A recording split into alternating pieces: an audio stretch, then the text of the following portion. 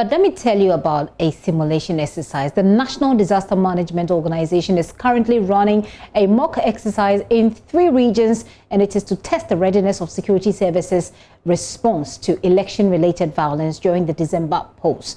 Now, the simulation exercise, which is currently ongoing in the Ashanti Northern region and here in Greater Accra, is also to ensure the collaboration between security agencies to avoid chaos and confusion during the polls. Here in Accra, NADMO has set up polling stations at Ayawaso West Wogon constituency and the Tema West constituencies, and these are identified as flashpoint. My colleague Manuel Kranting was with a team deployed to the Ayawaso West Wogon constituency. He's joining me on Zoom. Hello, Manuel.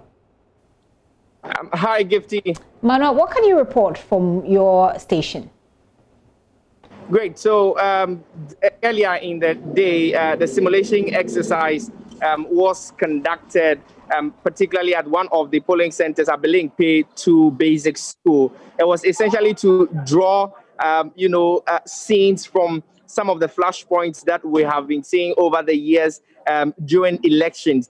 And, with these scenes are reconstructed by a joint task force with the police, the military, the ambulance service, and then, of course, led by NADMO officials, try to make sense out of it in the event that these events happen during the December elections. They are able to keep them under control. So, specifically, the scene that was simulated was, a stealing of.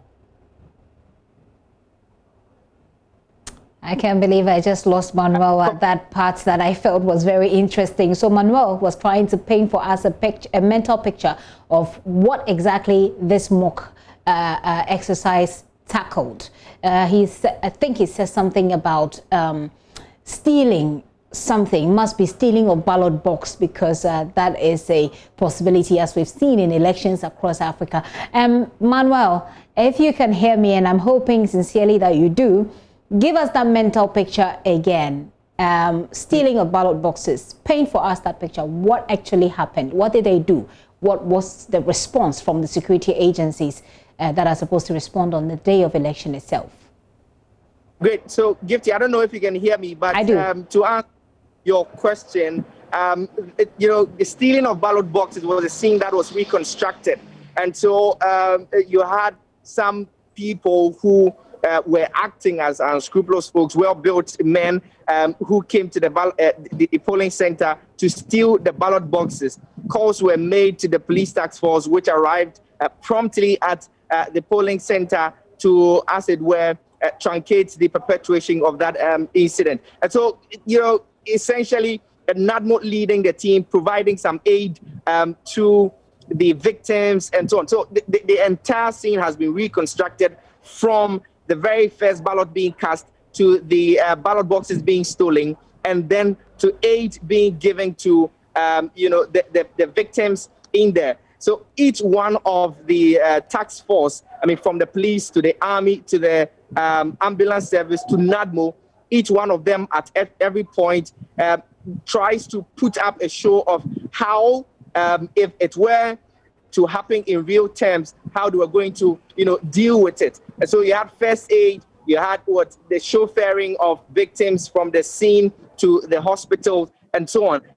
NADMO is, trying to, as it were, demonstrate how they are going to be donating relief items to people who may be affected in the most unlikely event that some of these things happen. And so just like you said in your introduction, 2 constituencies in the Greater Accra region were selected, the Tema West constituency and the Ayawaso West Wogon constituency, primarily because they have been, identified as flashpots. You remember in 2019, January 13, 2019, when that infamous by-election happened in Ayawaso West Wogon constituency, the incidents that followed, I think that all those are history. And so essentially, these are the things that have been going on here in the constituency. Gift, if you can hear me. Manuel, I do hear you perfectly. One quick question before you go. You've been speaking to the MCE for the area. What does he say to you? Great. So she's been talking about the seeming reputation that the constituency and by extension the municipality has come to be likened with. She mentions that herself and her team, she mentions the Municipal Security Council, the MUSEC, is working hard to make sure that the incident that happened last year in January is not repeated. And so she's assuring the public and, in fact, residents within the area that all efforts, in fact, all hands are being brought on deck to ensure a peaceful election come December. If you can hear me, Gifty. Yes, I do. Manuel, thank you very much. Manuel Kranting there from the Ayawaso West Wuogon constituency. He was embedded with a team that's conducting that simulation exercise there. Now, some of the reports received at the command center include the possible spread of COVID-19 and rampaging youth at the Ayawaso West Wuogon constituency. The security agencies at the command center have been detailing their operational strategies in dealing with situations like these. My colleague, Kwesi Parker Wilson, is at the command center. He's joining me via Zoom. Hello, Parker. Parker, I hope you hear me. Do tell us what they've been telling you. Hello, Gifty. Yes, tell us. What have they been saying? Gifty. Right, so we have the presence of the Ghana Fire Service, the Ghana Armed Forces, Ghana Police Service, including Immigration Service and also the ambulance services, and then Ghana Red Cross Society. They are all present, and then for them, they are fully equipped and ready for any kind of situation that occurs on that day, the election day. And so, for example, there was a scenario where voters were rampaging basically because of COVID-19, the spread of COVID-19.